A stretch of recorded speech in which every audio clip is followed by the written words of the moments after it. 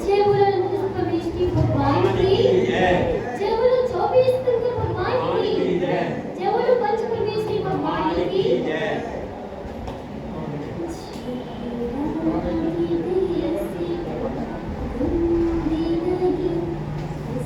सुखी अनुपमा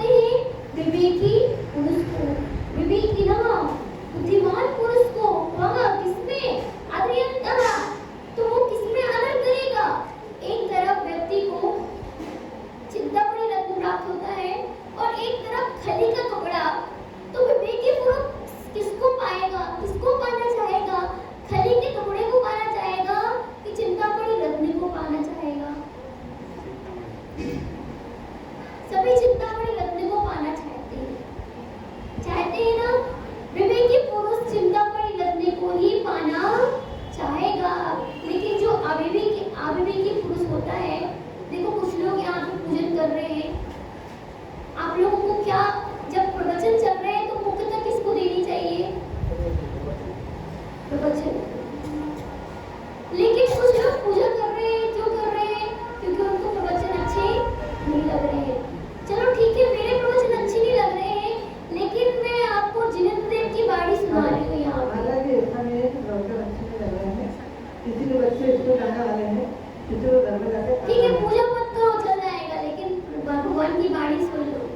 दोनों बराबर है। देखो पूजा तो कई प्रकार से होती है, एक जाप करके, एक ध्यान करके, एक प्रवचन सुन के, एक पूजा तो पूजा ही है। पूजा करना मतलब भगवान की भक्ति करना क्या होता है। लेकिन आप लोग पूजा को अष्टद्रव्य से ही करना पूजा मानते हो, लेकिन व्यवहार से तो अष्टद्रव्य से पूजन करना चाहिए, लेकिन निश्चय से भगवान की भक्ति करना ही चाहिए।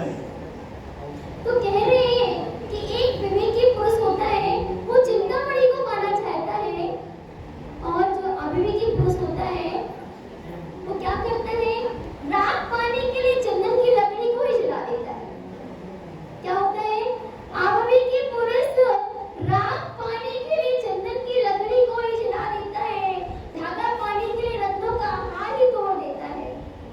अब बताओ, एक व्यक्ति को कौवा को भगाना चाहता है तो कंकड़ के जगह रत्न को ही फेंक देता है। ये सब विवेकहीन पुरुष ही करता है। पेपर में एक व्यक्ति जब चिंतामणि, हमारा आत्मा क्या है?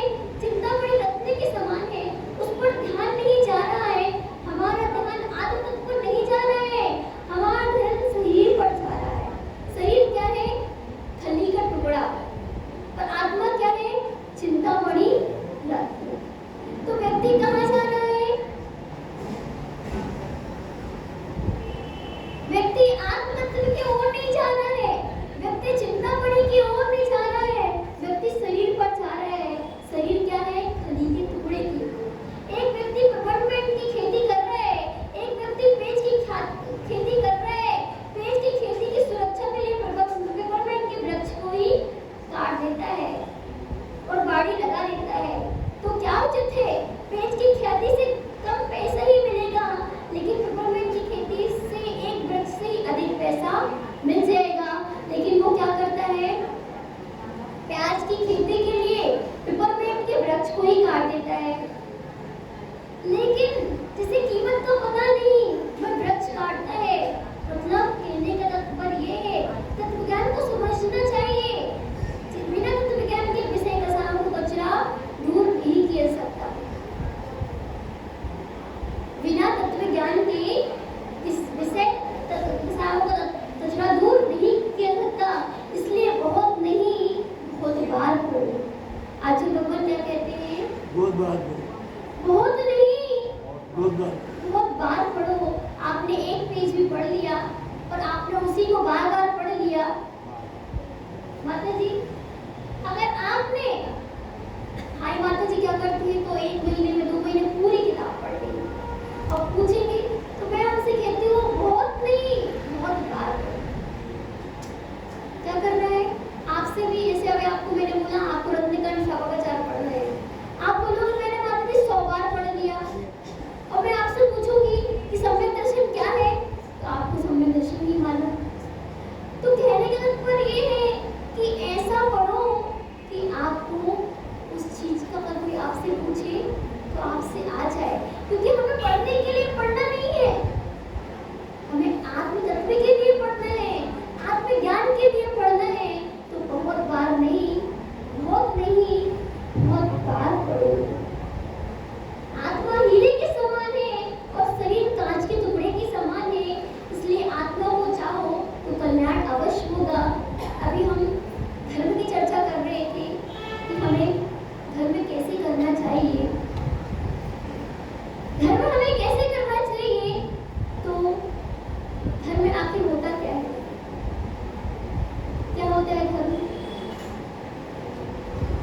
धर्म होता है सम्यक दर्शन को प्राप्त करना और दया धर्म को अंगीकार करना, 10 लक्षणों 8 कर्मों से निर्वक्त हो जाना, सम्यक दर्शन की प्राप्ति कर लेना, ये हमारा धर्म है। अगर हमारे लिए दया भाव नहीं है, सम्यक दर्शन नहीं है, तो हमारा धर्म है क्या? दया विशुद्धो धर्मो कहकर धर्म सुनाया है। दया विशुद्धो धर्मो कहकर धर्म सुनाया है। तो कह रहे हैं कि अगर हमें धर्म करना है तो हमने बताया था कि सम्यक दर्शन 8 अंगों से सहित 8 मदों से रहित और 3 मूर्ताओं से रहित होता है। आज हम बता रहे हैं कि धर्म कैसा होता है। तो धर्म कैसा होता है? अगर हमें अब आपको आपकी परिभाषा बताएंगे कि हमने सम्यक दर्शन के बारे में जान लिया। सम्यक दर्शन में बताया था कि देव सास गुरु के ऊपर सिद्धांत करना ही सम्यक दर्शन होता है। अब हमारे देव मतलब आप कैसे होना चाहिए? तो हमारे आप कैसे होना चाहिए? वीतराग सर्वज्ञ रंगस विजन की अवपूर्वान। हमारे आप कैसे होना चाहिए? वीतरागी सर्वज्ञ और हितोपदेशी होना चाहिए। अब वीतरागी किसे कहते हैं? जो बीत गए हैं जिनके राग और द्वेष, बीत गए हैं जिनके राग और द्वेष, वो वीतरागी कहलाते हैं। कौन कहलाते हैं वीतरागी? बीत गए हैं जिनके राग और द्वेष, वो वीतरागी कहलाते हैं। और सच्चे देव के कितने मतलब सच्चे जो देव होते हैं उनके कितने 18 दोषों से रहित होते हैं। सच्चे देव 18 दोषों से रहित होते हैं। वो कौन से दोष देंगे?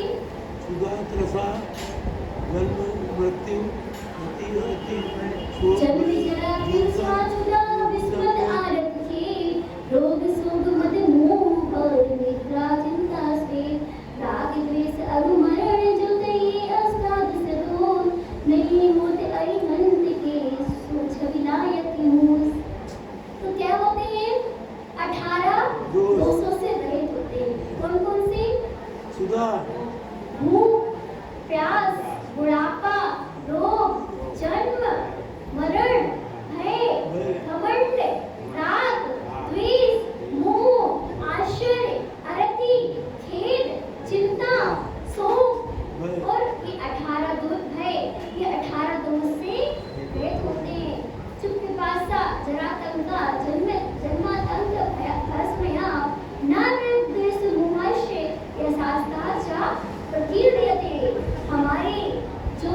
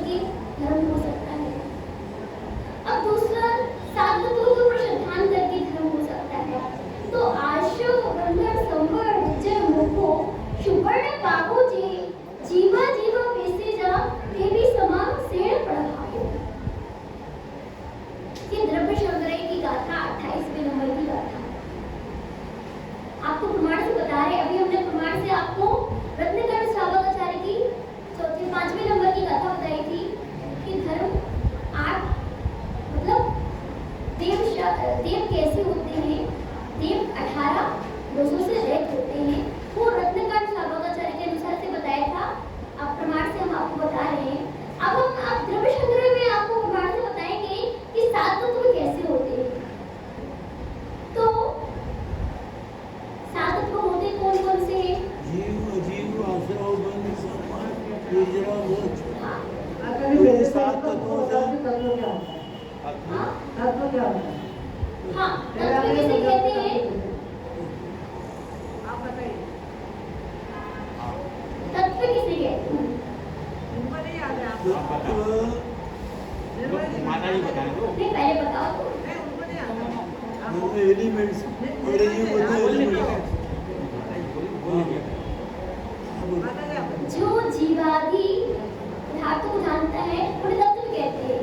मतलब जो पुण्य पाप आश्रय बल संबंध मतलब पदार्थ 9 होते हैं और तत्व 7 होते हैं। अब तत्व 7 कौन कौन से होते हैं? कैसे करते हैं माता जी? तत्व किसे कहते हैं? ठीक है, जो जीवादि पदार्थों को जानता है मतलब कि जो तत्व जो हम चीज देख रहे हैं, तत्वों को ज्ञान कर रहे हैं, तत्व मतलब पदार्थों को ज्ञान कर रहे हैं, वो कैसे कर रहे हैं? जीव अजीव आश्रय बंध माता जी संबंध तत्व की परिभाषा थी। तत्व मैंने क्या है? जीव अजीव तो तत्व है। तत्व मैंने क्या है? तत्व मतलब होता है तत्वों का निश्चय, पदार्थों का ज्ञान। मतलब तत्वों का निश्चय तो तत्व शब्द क्या है? तत्व मैंने क्या है?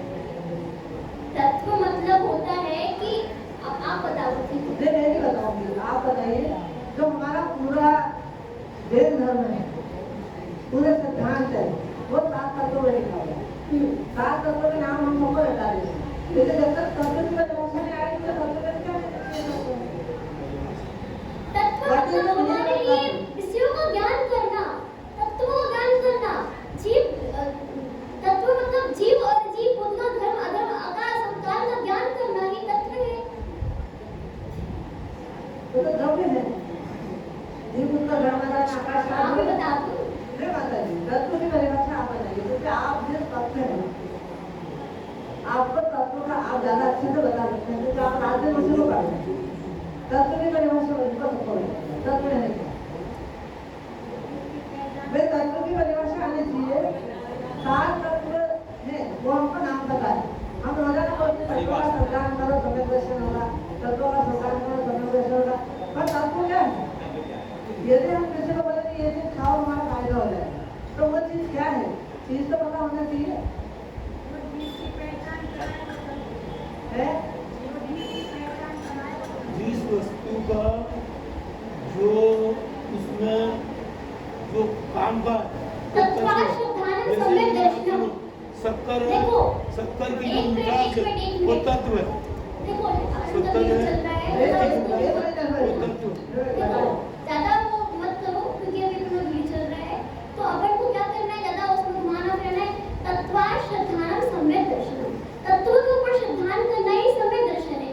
अब जो वस्तु जैसी है उस पे वैसे श्रद्धान करना सम्यक् दर्शन है। तो तत्व क्या है? वस्तुओं पर श्रद्धान करना, जो वस्तु जैसी है उस पे वैसे ही श्रद्धान करना, जीव और पुद्गल को जानना। अब चलिए आप आइए। अभी बाद में अपन आप बताओ ना, आपको मालूम है तो ठीक है, कोई बात ठीक है। एक बात है, देखिए बताना नहीं, ये बताऊं, सारी रोजाना ऐसा हो जाता है कि बीच में मुझे बोलना पड़ता है, तो अगर बीच में बोलते तो मुझे ठीक है, जो क्लियर जो माता जी की बात को काटना। लेकिन मुख्य यदि ये सारे लोग हैं, इन सब में से किसी भी व्यक्ति को बताने की तत्व क्या है? यदि इन्हें तत्व बताने तो तत्व में सिद्धांत कैसे करेंगे? आप बताओ ना। ठीक है, मेरी बात आप बता दो, आप बता दो। तत्व के साथ, तत्व के साथ, सार तत्व के साथ सार जीवन का सार क्या है? जीवन का सार है। तो उसको सार को जानने के लिए तत्व हो जाए। उसको मतलब जानने के लिए। आप देखिए, शक्कर का तत्व क्या है? मिठास का। नमक का तत्व क्या है? खारा का। गले का तत्व है कड़वा का। ये तत्व है, उसका ये सार, तत्व है। जिससे उसकी पहचान हो। इसका अच्छा हाँ, काफी ज्ञानी सार। जीवों के स्वरूप का जो ज्ञान करा है, जीवों के स्वरूप का जो ज्ञान करा है, वो तत्व है। पहले हमें उसको जानना होगा, तत्व को उसके बाद हम सारी बात करेंगे। बड़े बड़े ग्रंथों को पढ़ने से कुछ नहीं होगा जब तक तत्व नहीं जाने हमें तत्व जानना पड़ेगा तत्व और पदार्थ दोनों में अंतर भी है तत्व और पदार्थ दोनों एक नहीं है तत्व और पदार्थ दोनों अंतर है माता जी अंतर है दोनों में अंतर है तत्व और पदार्थ में अंतर है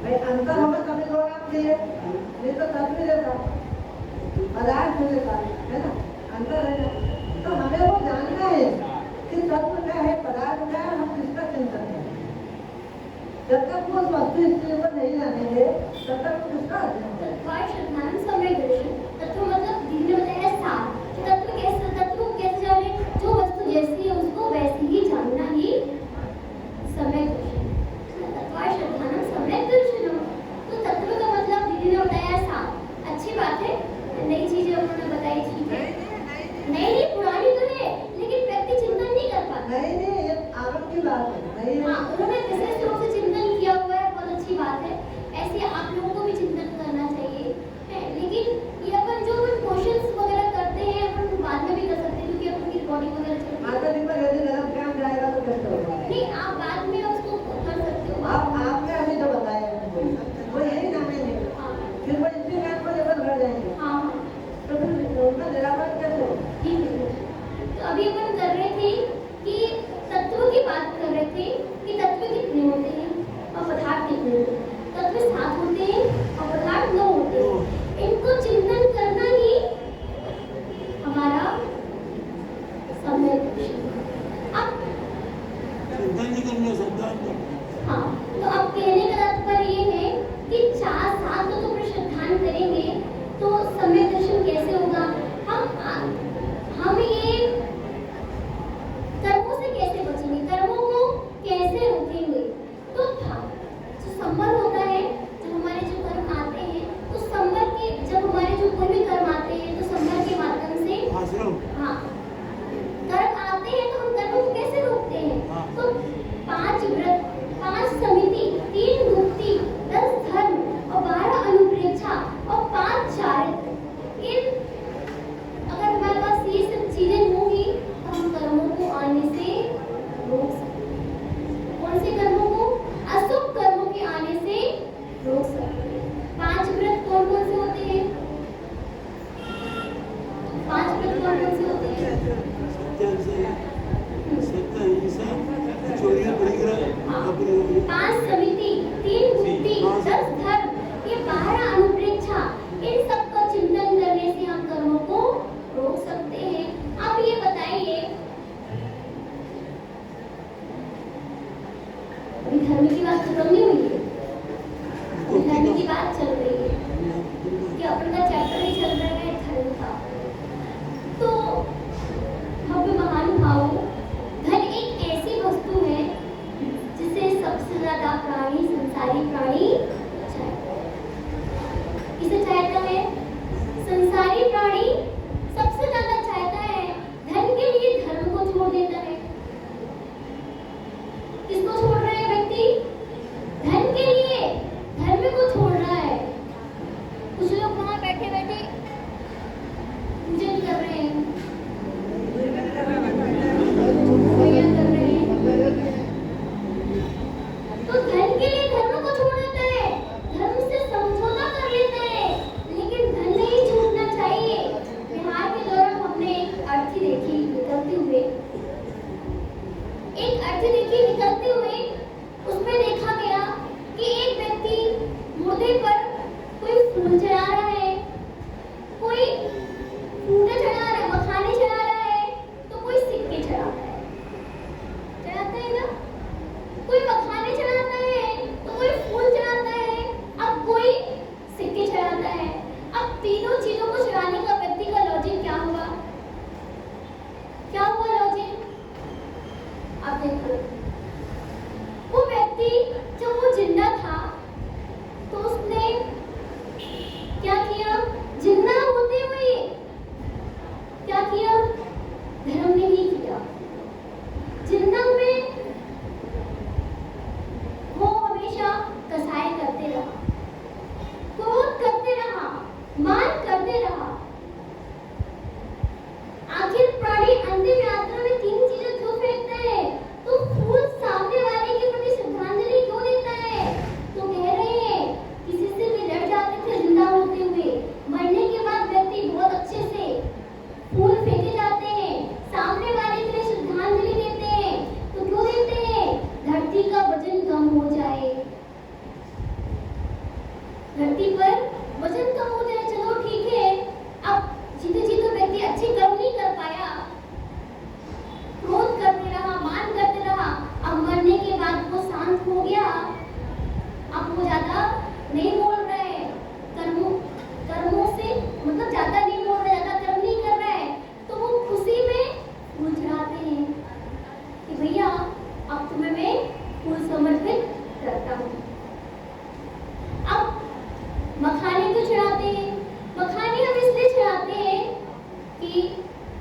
अपना हंसता खेलता परिवार छोड़ के जाता है, इसलिए हम मखाने चढ़ाते हैं। सिक्के क्यों चढ़ाते हैं? कि भैया तो तुम जीवन भर पैसे पैसे करते रहा, अब तुम में दम हो तो पैसा उठा के बताओ। जीवन भर पैसा पैसा करते रहा, अब तुम में दम हो तो मरने के बाद पैसा उठा के बताओ। क्योंकि वो अर्थी में पैसा तो लेके जाएगा नहीं, ऊपर तो पैसा लेके जाएगा नहीं, इसलिए उसको सिक्का चढ़ाओ। हम पैसा कुछ भी नहीं लेके जाएंगे, बिल्कुल साफ और सभी झूठ बोलते हैं। पर्वों में साथ लेने जाने की व्यवस्था नहीं है, पैसे पर्वों में साथ ले जाने के लिए व्यवस्था नहीं है, इसलिए छोड़ के जाना है। यदि पर्वों में ले जाने की व्यवस्था हो तो एक दिन छोड़कर के नहीं जाता पैसा। अगर कमाई हुई संपत्ति आपने कमाया और पैसे कमाने में भी पाप आपने किया हो तो आपको कुछ भी लेके जाना नहीं है। कुछ लोग अपनी आने वाली पीढ़ी के लिए पैसे छोड़ लेते हैं, जोड़ लेते हैं। एक व्यक्ति था, बहुत गरीब व्यक्ति था। उसके अंडर में बहुत सारे कर्मचारी लोग काम करते थे। तो एक बार उसने देखा कि मेरे हिसाब किताब में थोड़ा कम खर्चा आ रहा है, अब मुझे पैसे कम खर्चा करना चाहिए। अगर मैं ज़्यादा खर्चा करूँगा तो मैं कैसे जोड़ पाऊँगा, मेरी आने वाली पीढ़ी कैसे चढ़ेगी। उसने क्या किया, वो इसी चिंतन के कारण वो बीमार पड़ गया। क्या हो गया, आजकल लोग व्यक्ति धन के पैसे बीमार पड़ जाते हैं। अरे यार मेरी आमदनी कम हो गई है, मेरी दुकान भी चल रही है और मैं कैसे गुजारा करूँगा। तो पत्नी ने समझाया, वो जो कर्मचारी थे उनकी दुकान, उन्होंने भी समझाया कि भैया आपके बच्चे भी तो हैं, वो भी तो कमाएंगे, चिंता मत करो। लेकिन वो नहीं माना और बीमार पड़ गया। फिर पति ने उसको एक उपाय बताया कि अगर तुम चाहते हो कि पैसा इकट्ठा रहे, आगे पीढ़ी तक तुम्हारा पैसा चले, तो क्या किया, पत्नी ने बताया एक नुस्खा नहीं होता है, नुस्खा होता है। पत्नी बहुत ज्ञानी थी, पति को सबक सिखाना चाहती थी। उसको पता था कि ऐसा होने वाला है। पत्नी ने एक नुस्खा बताया कि तुम एक काम करो, एक ब्राह्मण को ये आटा दे दो डालने जाके, तो तुम्हारा धन बढ़ेगा। उसने वैसे ही किया, लेकिन जिस ब्राह्मण को दान देने के लिए गया आटा, उसने कहा भैया मेरे पास तो पहले से ही आटा है, क्योंकि मैं उतने लेता हूँ जितने मेरा गुजारा चल सके, जितना मेरा कोटा पूरा हो सके। तो आज का मेरा कोटा पूरा हो गया है और मैं आज नहीं ले सकता हूँ। उसने कहा भैया ले लो, मैं आपके हाथ जोड़ रहा हूँ, क्योंकि मेरा ये नुस्खा है, अगर आप नहीं लोगे तो मेरा घाटा हो जाएगा। उसने बोला देखो मेरा भी दृढ़ संकल्प है कि मैं कोई चीज तभी लेता हूँ जब तक मेरी कोई चीज खत्म ना हो जाए। वापस चला गया घर। अब पत्नी ने समझाया पति को कि देखो वो गरीब व्यक्ति होके भी तुम उसको आटा दे रहे थे, उसने लिया नहीं। क्यों नहीं लिया? क्योंकि उसका आटा खत्म नहीं हुआ। और तुम इतने धनवान व्यक्ति होके भी तुम्हारा ये खत्म नहीं हुआ और तुम धन की चाय को रख रहे हो। ये कहाँ की मूर्खता है। पति को आत्मतत्व हुआ और अपने धर्म ध्यान में समय लगाने लगा। इस प्रकार हमें अपने धर्म ध्यान को लगाना है। व्यक्ति 540 प्रकार के पाप करता है। कितने प्रकार के? 540 प्रकार के। कितने प्रकार के होते हैं दीदी पाप? 540। वो ये है सिर्फ एक क्रिया यदि कोई करे तो 108 पाप करते हैं। सिर्फ एक क्रिया, और आप निर्भर में इतने क्रियाएं करते हैं, हर क्रिया में 108 पाप। कितने प्रकार के पाप होते हैं? 540 प्रकार के पाप होते हैं। अगर आप 50 प्रकार के गिना दो और 50 छोड़ो तो 15 प्रकार के ही गिना दो। आप 15 प्रकार के ही गिना दो।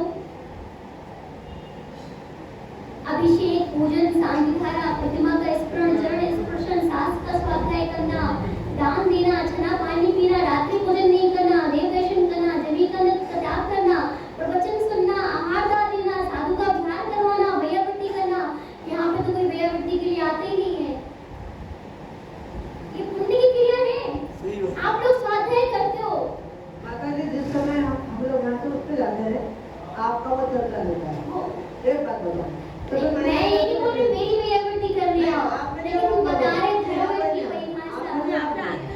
ये आते हैं लेकिन आपका वो चलता रहता है, तो कैसे कोई मैंने बताया नहीं आप लोग आते नहीं तो हम लोग दूसरा काम ऐसा शुरू नहीं, कर लिया। ऐसा नहीं, हम तो कहते हैं उन्हें जरूर आए ना। तो देखो, नहीं मैं ये नहीं बोल रही हूँ मेरी कर रही आओ व्यावृत्ति, मैं तो बता रही हूँ कि धर्म में 550 540 प्रकार के मतलब पुण्य मतलब उसमें से 15 प्रकार के आपको पुण्य काम बता रहे हैं।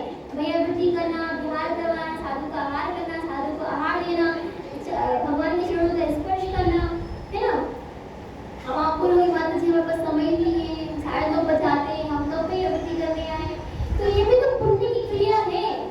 स्वाध्याय करना ही मात्र पुण्य की क्रिया नहीं है, आपने बताया, ये भी पुण्य की क्रिया है। तो आपने 540 बताया। जब एक बात आई तो मैंने बोली थी, तो मैंने बोली।